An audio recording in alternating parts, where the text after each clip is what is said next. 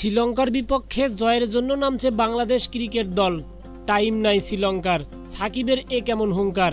হায় হায় একই কাণ্ড, এবার ম্যাচ শুরুর আগে শ্রীলঙ্কাকে নিয়ে এ কেমন হুঙ্কার দিল বাংলাদেশের তরুণ পেসার তানজিম হাসান সাকিব।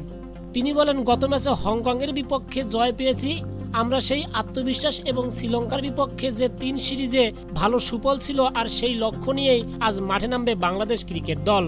তাই আজকের ম্যাচে শ্রীলঙ্কাকে অনেক লজ্জাজনকভাবে হারিয়ে দিয়ে এশিয়া কাপের টি-20তে সুপার 4-এর কাজটা অনেক সহজ করে রাখব। তো দর্শক, খবরের বিস্তারিত তথ্যের জন্য আমাদের ভিডিওর সঙ্গে থাকুন।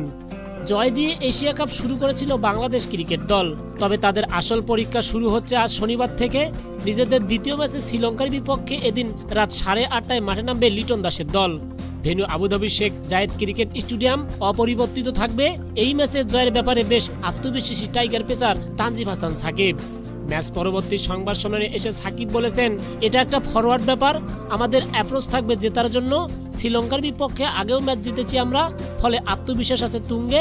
জয় লক্ষ্যে মাঠে নামবো আমরা যেখানেই যাই বাংলাদেশের সমর্থকরা চলে আসে, সব সময় আমাদের সাপোর্ট করে আসছে, সবাই অনেক ইমোশনাল। আশা করি এবারও তারা আমাদের সাপোর্ট করবে।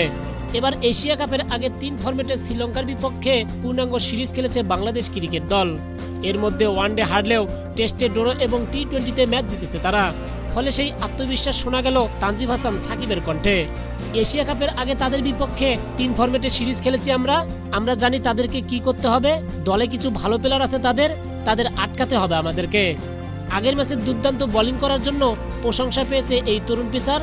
আবুধাবি পিচে উপভোগ করার কথা জানিয়েছে তানজিম হাসান সাকিব।